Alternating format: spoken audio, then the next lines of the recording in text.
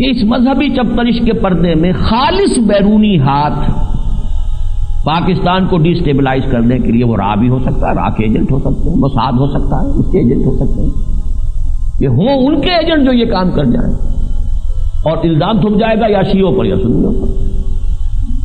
شیعہ مسجد میں کچھ ہو گیا تو سنیوں نے کیا، سنی مسجد میں کچھ ہو گیا تو شیعوں نے کیا، سنی کوئی اکابر مارے گئے، سپاہی صحابہ کے لیڈر اگر شہید ہو گئے تو یہ شیعوں نے کیا، اور شیعوں کے کوئی اکابر مارے جا رہے تو یہ یقیناً سپاہی صحابہ کا کام ہوگا۔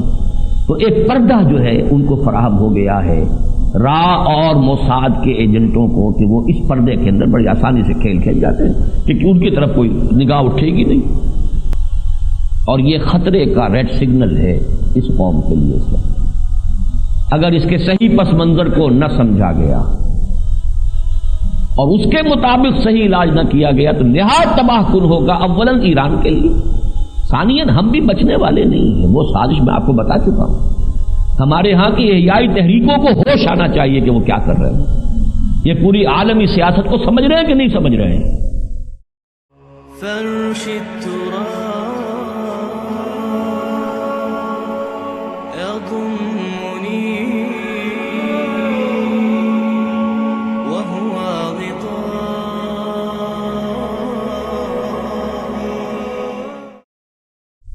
ان کی دی ہوئی معلومات تھی یہ، اور ان کے ایک صاحب جن سے میری ملاقات ہوئی، ان کا کہ ہم خلیج کی جنگ 1 سال پہلے بتا چکے تھے کہ یہ نقشہ اس کا ہوگا اور یہ آ رہا ہے، کیونکہ وہاں کوئی معاملہ ایسے نہیں ہو جاتا، بڑی اس کی پلاننگ ہوتی ہے، اس کا نقشہ بنتا ہے۔ بہرحال انہی حضرات کے ذریعے سے یہ بات جو معلوم ہوئی تھی وہ اسلم بیگ صاحب نے کہہ دی تھی، وہ ملک کے اندر بھی بیچارے جو ہیں وہ برے بنے۔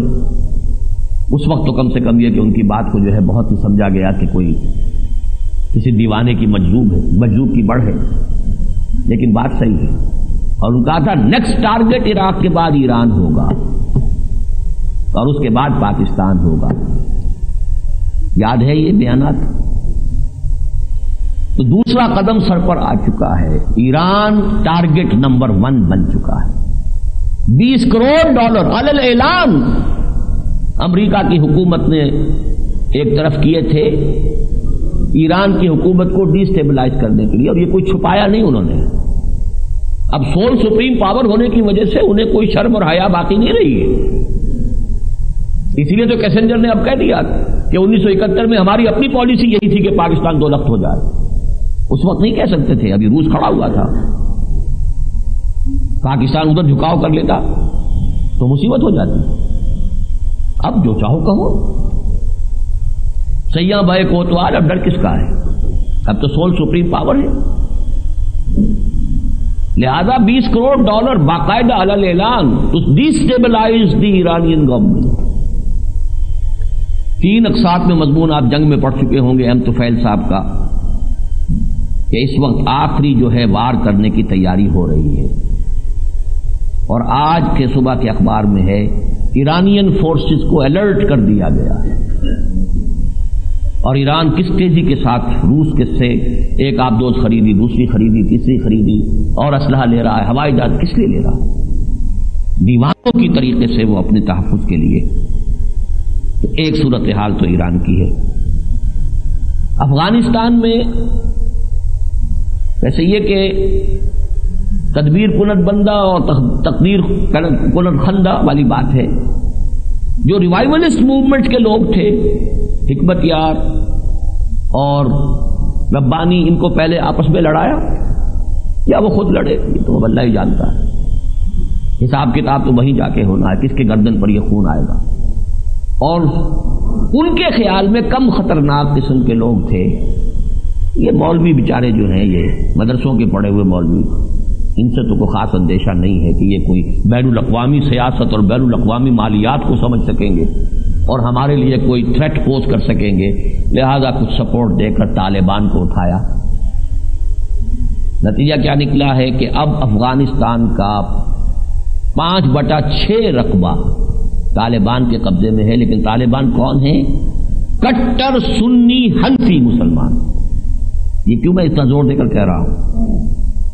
اگر امریکہ کو کوئی کارروائی کرنی ہے ایران کے خلاف تو ایران کو آئسولیٹ کرنا یہ اس کی سب سے پہلی ضرورت ہے، اور اس کو آئسولیٹ کرنے کا طریقہ ایک ہی ہے، شیعہ سنی مسئلے کو بھڑکایا جائے۔ جہاں تک پاکستان کا حال ہے، ہم مالی طور پر تو پوری طرح محکوم ہو چکے ہیں، بالکل محکوم ہو چکے ہیں، ہماری کوئی حیثیت نہیں۔ وہ صدر صاحب ولیموں میں چلے جائیں، شرکت کر لیں، فوٹو آ جائے، اور کوئی وزیر اعظم جو ہے کہیں ادھر چلی جائے ادھر چلی جائے یا چلا جائے، اس سے کیا ہوتا ہے؟ وہ تو جو ہے رگے جہاں، وہ تو IMF کے آتا ہے، ایک دھمکی آتی ہے اگلی قسط نہیں دیں گے، بس سب چوپٹ، جو چاہو کروا لو۔ یہ ہے اصل میں وہ پس منظر۔ لیکن پاکستان میں ایک اندیشہ ہے، احیائی تحریکوں کے اثرات ہیں عوام میں، اور نہ صرف عوام میں، فوج میں بھی۔ یہ یونیک ملک ہے اس اعتبار سے، پورے عالم عرب میں، ترکی میں فوج خالص سیکولر ہے، فوجیوں کے ہاتھوں جو چاہے کرا لیں۔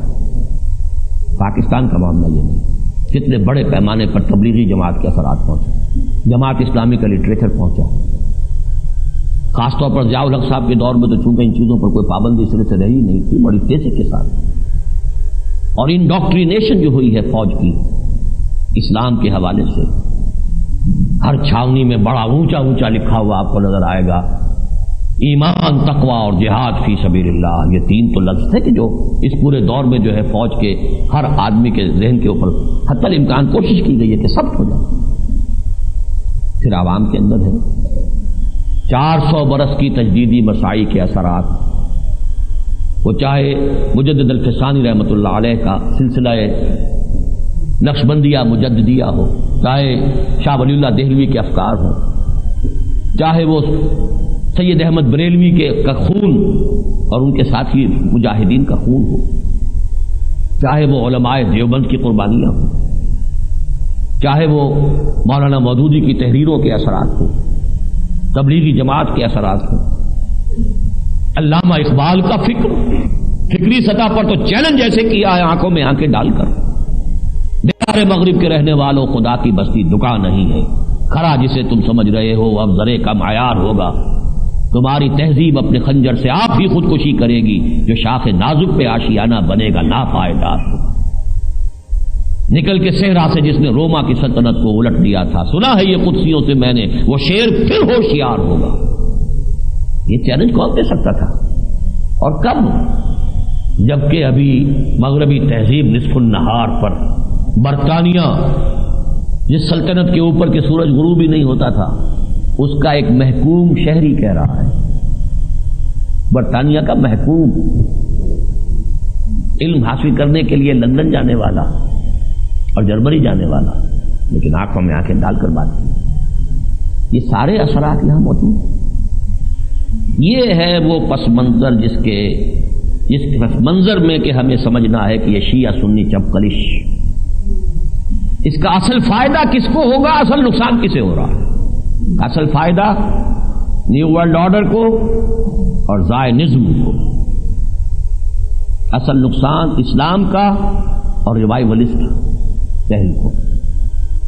تھوڑا سا اس کا شیعہ سنی جو ہمارے ہاں چپکلش ہے اس کا تاریخی پس منظر میں بیان کر دیکھیے۔ جہاں تک شیعہ سنی اختلاف کا تعلق ہے، اس کی تاریخ اتنی ہی طویل ہے جتنی امت مسلمہ کی، صرف 25 برس نکال دیجئے، حضور کے وصال کے بعد 25 برس حضرت ابو بکر، حضرت عمر، حضرت عثمان رضی اللہ تعالیٰ عنہ کی خلافت کا دور نکال دیجئے،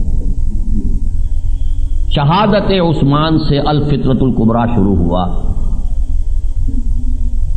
جو یہودی سازش تھی، عبداللہ ابن سبا یہودی، اس نے سازش کی، فتنہ ایسا بھڑکا، الفتنۃ الکبریٰ، حضرت عثمان شہید، اور پھر 4.5 سال تک خانہ جنگی، بلکہ 5 سال، 4.5 سال حضرت علی کا دور خلافت، 6 مہینے مزید حضرت حسن رضی اللہ تعالی عنہما، خانہ جنگی، 1 لاکھ مسلمان ایک دوسرے کی تلواروں سے اور تیروں سے ختم، عشرہ مبشرہ بھی، حضرت طلحہ، حضرت زبیر ختم۔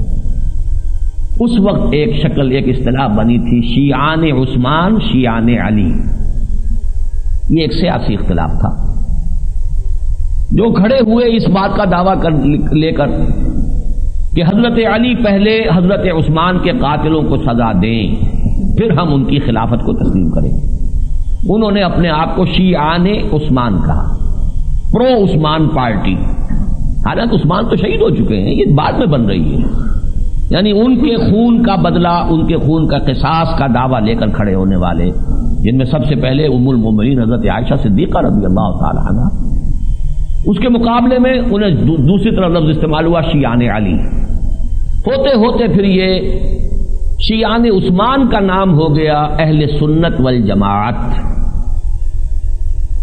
اور شیعان علی صرف شیعہ رہ گئے۔ یہ ہے تاریخی پس منظر۔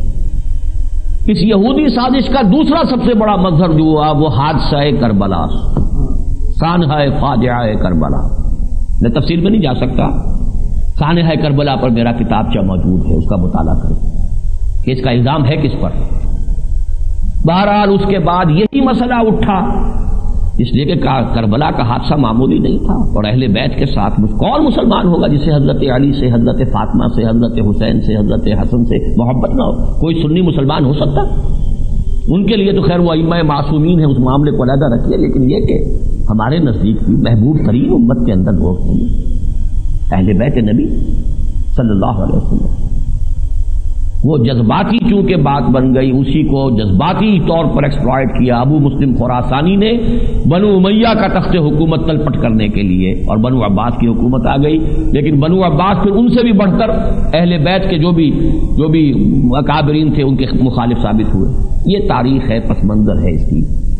جھگڑا جو ہے اس وقت تک اس کے اندر مذہبی عقائد کا کوئی سوال نہیں تھا، یہ تصور امامت معصومہ یہ بات کی شے۔ فقہ کے اعتبار سے فقہ جعفری جیسے فقہ حنفی، فقہ مالکی، ایسے ہی فقہ کا معاملہ ہے، ٹھیک ہے، بہت بڑے عالم دین، اور اہل سنت کے نزدیک بھی محمد باقر بھی بہت محترم، محمد جعفر بھی بہت محترم، کوئی شک ہی نہیں۔ امام ابو حنیفہ خود جو ہے ایک اعتبار سے اپنے آپ اپنا بزرگ سمجھتے تھے محمد جعفر کو۔ تو فقہ حنفی، فقہ شافعی، فقہ مالکی، فقہ حنبلی اور فقہ جعفری کوئی فرق نہیں پڑتا، لیکن یہ جو امامت معصومہ کا کانسیپٹ، اور پھر صرف اہل بیت ہی سے آنے والی روایات کو تسلیم کرنا، بقیہ صحابہ کی روایات ہی کو تسلیم نہ کرنا، اور یہ جو پھر اس کے بعد شکل بنی ہے کہ پہلی 3 خلافتوں کو غاصبانہ کرا، یہ بات کی پیداوار ہے۔ ابتدا یہ تھی جو میں نے آپ کو بتا دی۔ اب ذرا آ جائیے ہندوستان کی سرزمین جس کا ایک حصہ یہ پاکستان بھی رہا ہے، اس میں جو مسلمانوں کا دور ہے اس کی تاریخ معین کرنا بہت مشکل ہے۔ کب سے شروع کریں؟ محمد ابن قاسم سے شروع کریں، یا محمود غزنوی سے، یا محمد غوری سے؟ لیکن اگر ایک پیمانہ اپنا آپ نے کہ دہلی میں حکومت قائم ہوئی 1206 میں، اور جیسی بھی تھی وہ نام نہاد حکومت تھی، ختم ہوئی 1857 میں۔ 650 برس جو دلی میں مسلمانوں کی حکومت رہی ہے، اس میں سے 350 برس ہوئے ہیں جن میں شیعیت کا اس ملک میں نام و نشان بھی نہیں تھا۔ خالص حنفی، خالص سنی، صوفیہ کے سلاسل، چشتی سلسلہ، سہروردی سلسلہ، یہ تو اپنی جگہ تھے، لیکن جب ہمایوں کو یہاں سے بھاگنے پر مجبور کیا شیر شاہ سوری نے، اور وہ گیا ایران، اور ایران سے فوج لے کر آیا دوبارہ حکومت حاصل کرنے کے لیے، تو شیعیت درآمد ہو گئی بر عظیم پاک و ہند۔ لیکن یہ نوٹ کیجئے، جب کلش بھی رہی، اختلاف بھی شدید رہے، لیکن ساتھ رہتے بھی رہے، کوئی عمومی فسادات کبھی نہیں ہوئے۔ نمبر 1، فسادات اگر ہوتے تھے تو صرف محرم کے تعزیے کے جلوس کے موقع پر۔ جھگڑا اب بھی کوئی ہوتا ہے تو وہ راستہ جو معین راستہ ہے اس سے ہٹ کر چلنے کی کوشش یا کوئی اور کوشش، اس کے اوپر فساد ہوتے ہیں اب بھی۔ لیکن فساد اگر کبھی ہوا ہے تو صرف محرم کے تعزیے کے جلوس پر۔ باقی یہ ہے کہ سائیڈ بائی سائیڈ، ادھر سنی ادھر شیعہ، اوپر سنی نیچے شیعہ، مسلمان یہاں رہے ہیں۔ اور نمبر 2 یہ نوٹ کیجئے کہ تکفیر کا معاملہ کبھی نہیں ہوا۔ ہماری آخر 1400 برس کی تاریخ ہے، محدثین، علماء، فقہاء، متکلمین کون نہیں رہے ہمارے ہاں؟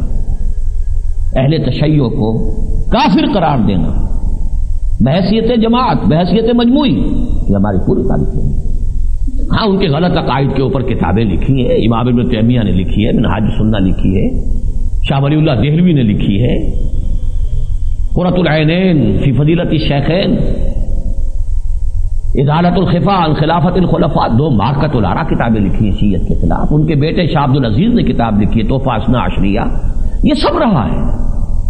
ان کی گمراہیوں پر، ان کے عقیدوں کی غلطی پر، ان کے اندر جو بھی فتنے، ان کے اوپر جو بھی ہے اعتراضات علمی انداز میں سب کچھ ہوتے رہے، لیکن کسی نے ان کی تکفیر کا فتویٰ نہیں دیا. ہاں اگر کوئی شخص یہ کہتا ہے کہ یہ قرآن وہ نہیں ہے جو ہمارے پاس ہے، جو محمد نے دیا تھا، وہ کافر ہے. وہ ایک انڈیویجول معاملہ ہوگا، شخصی معاملہ ہوگا. وہ بھی جا کر عدالت میں اگر یہ کہہ دے قاضی کے سامنے کہ نہیں جی مجھ سے تو غلطی ہو گئی ہے، میں مطلب یہ نہیں تھا، میں نے جو لکھا تھا میں اسے واپس لیتا ہوں، بات ختم ہو جائے گی. اب اچھی طرح سمجھیے کہ پاکستان میں شیعہ سنی ہم آہنگی کے 2 عظیم مظہر سامنے آئے. نمبر 1، سن 50 میں ٹاپ کی شیعہ اور سنی قیادت نے مل کر 22 اصول طے کر دیے کہ اس پر دستور بننا چاہیے. کوئی شیعہ سنی فساد نہیں تھا، ٹاپ کے لوگ تھے. ان میں جو سب سے بڑا پاکستان کا جو سب سے بڑا ذاکر رہا ہے حافظ کفایت حسین، اور سب سے بڑے جو مجتہد مفتی جعفر حسین مجتہد، دونوں کے دستخط. 22 اصول متفق علیہ. اس غبارے میں سے ہوا نکال دی کہ کس کا اسلام نافذ کریں، کس کا اسلام نافذ کریں، کس کا اسلام، شیعہ کا، سنی کا، بریلوی کا، دیوبندی کا. دیوبندی، بریلوی، جماعت اسلامی، اہل حدیث، شیعہ، ٹاپ کی قیادت، اس کے 31 علماء نے 22 اصول متفق علیہ دے دیے، جنہیں میں معجزات میں سے شمار کرتا ہوں.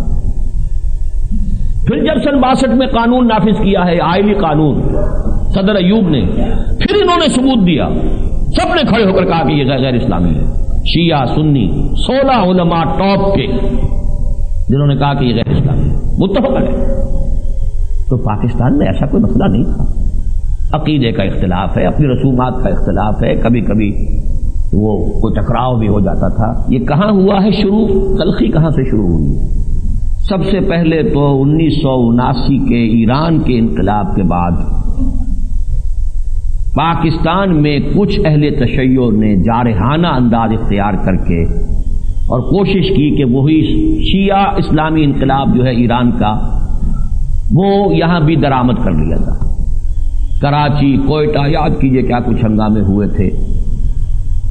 اس کا رد عمل بھی فوری تھا. سنی اس وقت تک بالکل آرگنائز نہیں تھا، سپاہ صحابہ کا نام و نشان نہیں تھا، ابھی وہ جماعت بنی ہی نہیں تھی، لیکن فوری رد عمل تھا. اس میں بھی اللہ تعالیٰ کی کوئی مشیت ہی ہے کہ دو کار فرما نظر آتی. ورنہ میں حیران ہوا تھا کہ کیسے ادھر سے اتنا منظم جو تھا معاملہ ہوا ہے، اور ادھر سے مسلمان سنی مسلمان تو منظم ہے ہی نہیں.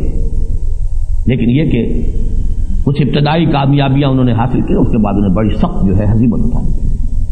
اب اس میں دیکھیے دونوں باتیں ممکن ہیں، جس کا کہ میں کوئی فیصلہ نہیں کر سکتا. یہ بھی ہو سکتا ہے یہ خالص پاکستان ہی کے اہل تشیع کے کچھ عناصر ہوں، انڈیجینس، انہوں نے اپنے طور پر یہ کام کیا. اور یہ بھی ہو سکتا ہے کہ ایران کی حکومت اور قیادت کا اس کے پیچھے ہاتھ ہو.